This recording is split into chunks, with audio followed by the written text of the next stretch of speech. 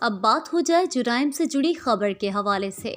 تھانہ فیروز والا کے علاقے میں راہگیروں اور ڈاکوؤں میں مقابلہ ہوا ہے۔ کار سوار شہریوں اور ڈاکوؤں کے درمیان فائرنگ کے تبادلے میں ایک ڈاکو ہلاک ہو گیا۔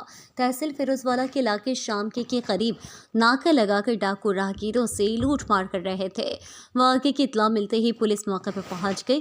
کار سوار راہگیروں کے درمیان ہلاک ہونے والے ڈاکو کی شناخت علی عمران عرف جانی کے نام سے ہوئی ہے۔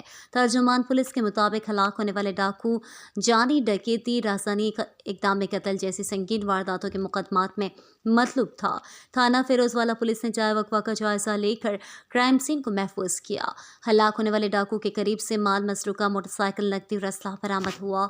فرار ہونے والے دونوں ڈاکوؤں کی گرفتاری کے لیے ٹیمیں تشکیل دے دی گئی ہیں۔ ان کی تلاش کے لیے پولیس نے سرچ آپریشن جاری کر دیا ہے۔